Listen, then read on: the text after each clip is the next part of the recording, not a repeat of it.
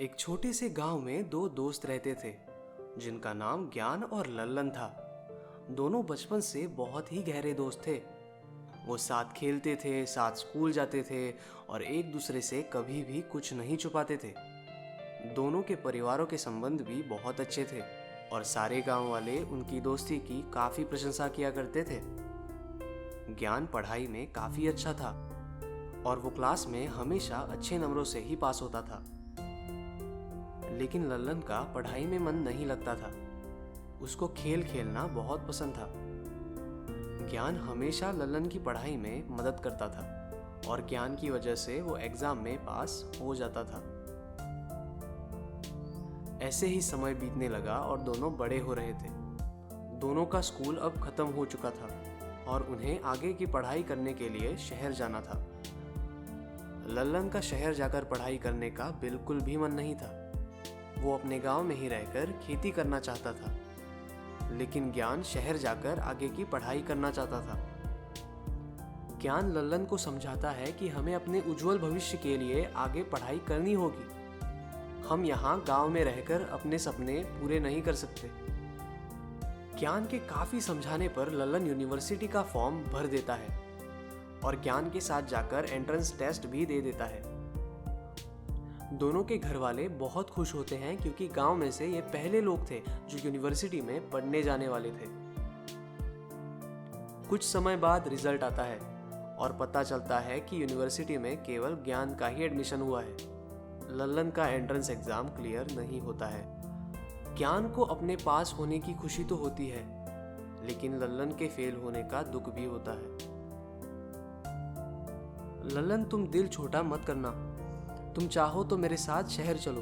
मैं तुम्हारी पढ़ाई कराऊंगा और अगले साल तुम पक्का एंट्रेंस पास कर लोगे।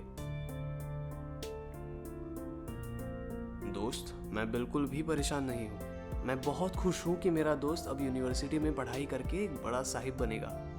तुम मेरी चिंता बिल्कुल मत करो। मैं यहाँ गांव में रहकर खेती करूंगा और तुम खूब मन लगाकर पढ़ना।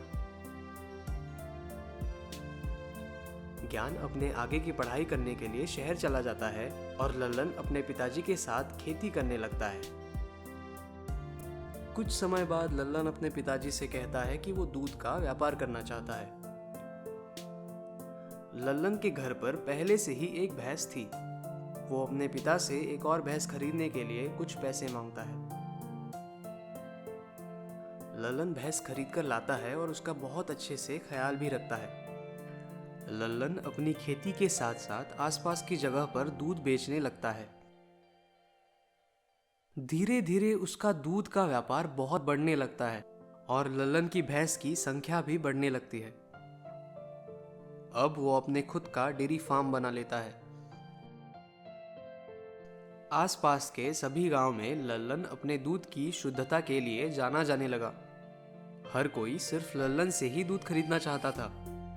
उधर ज्ञान की पढ़ाई पूरी हो जाती है और उसे शहर में ही एक नौकरी भी मिल जाती है। ज्ञान पढ़ाई में इतना बिजी था कि वो काफी टाइम से गांव में नहीं गया था। नौकरी मिलने पर ज्ञान गांव जाता है। सभी गांव वाले बहुत खुश होते हैं कि उनके गांव का लड़का शहर में नौकरी करता है। ज्ञान का गांव में बहुत अच्छे से स्वागत होता है। लल्लन तो सारा काम छोड़कर ज्ञान के साथ ही रहता है। वो अपने दोस्त के लिए पूरे गांव में मिठाई बांटता है। ज्ञान, तुमने पूरे गांव का सम्मान बढ़ाया है और मेरा भी कद ऊंचा कर दिया है। दोस्त, तुम्हें भी शहर आना चाहिए।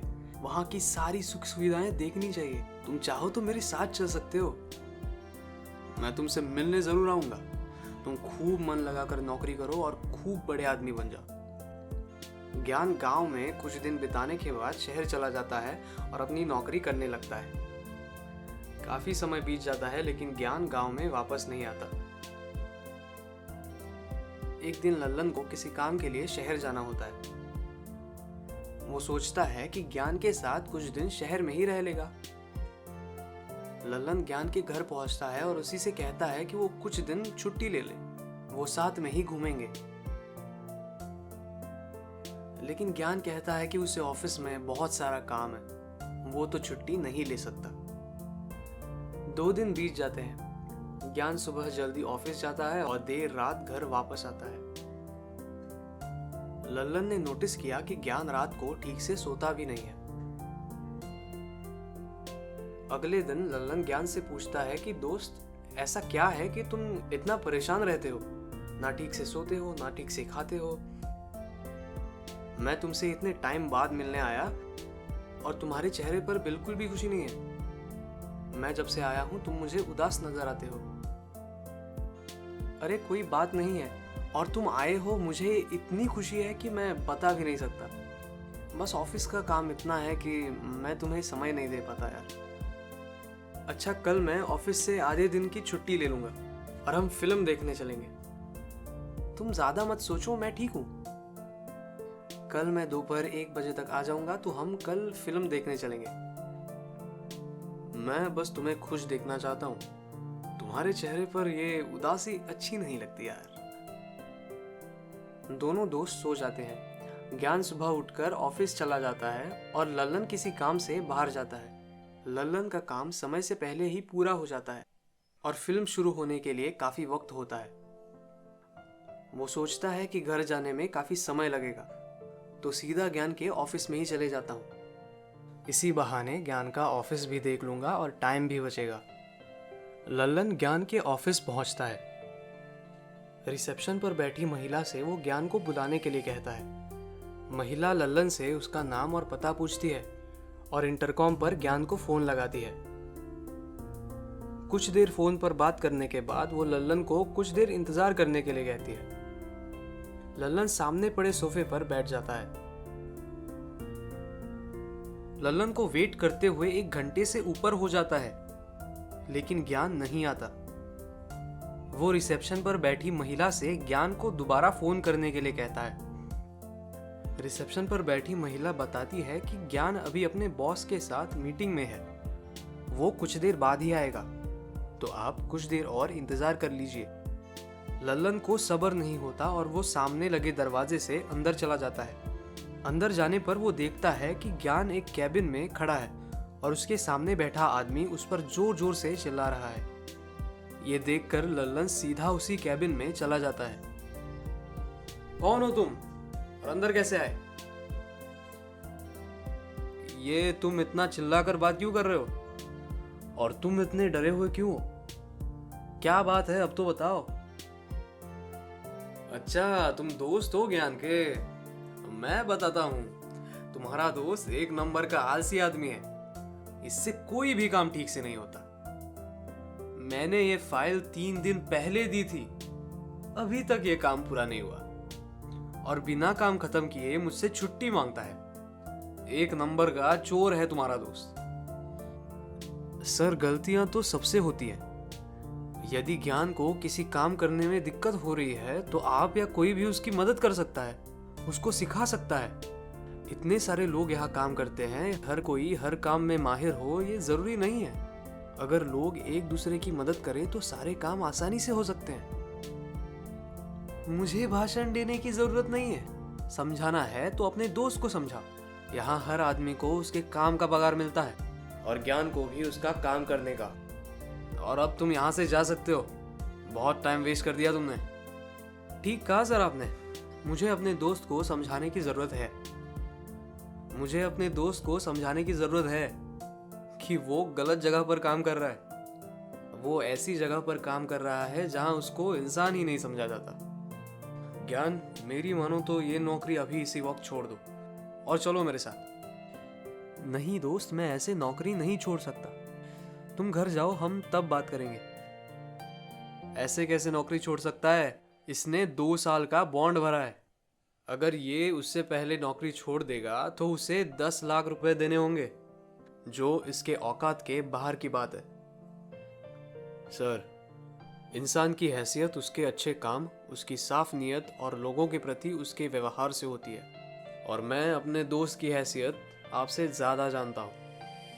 लल्लन अपने हाथ में लटके छोटे से बैग से अपनी चेकबुक निकालता है और उसमें 12 लाख का अमाउंट भरकर ज्ञान को देता है।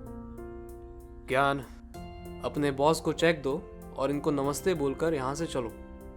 ये देखकर ज्ञान की आंखों में आंसू आ जाते हैं। लल्लन ज्ञान को अपने गले से लगाता है और कहता है कि तुम्हारे दोस्त के होते हुए तुम्हें कोई तकलीफ नहीं हो सकती। ज्ञान बॉस के टेबल पर ये चेक रखता है और उसे हाथ जोड़कर नमस्ते करता है। ये चेक तो 12 लाख का है।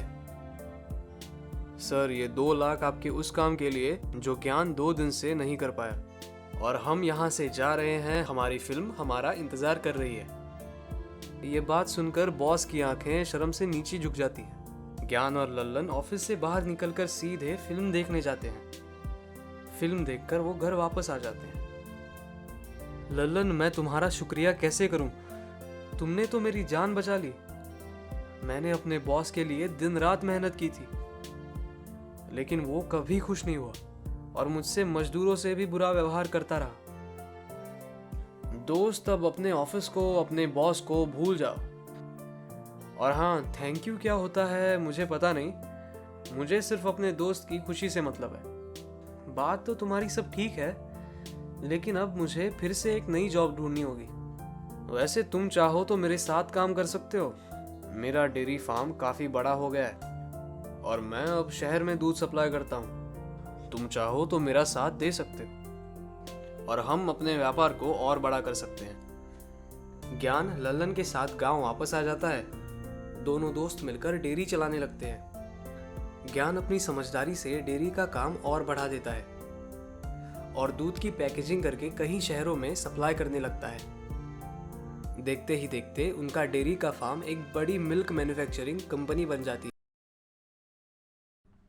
हेलो दोस्तों, thanks for watching our video and please हमें फीडबैक दीजिए कमेंट सेक्शन में कि आपको वीडियो कैसा लगा, कौन सा पार्ट आपका फेवरेट था एंड कौन सा कैरेक्टर एकदम आइकॉनिक था। और हमारे सोशल मीडिया हैंडल्स के लिए डिस्क्रिप्शन जरूर चेक करिएगा। तब तक के लिए लाइक कीजिए, शेयर करिए और सब्सक्राइब जरूर करिएगा बेल आइकन दबा के।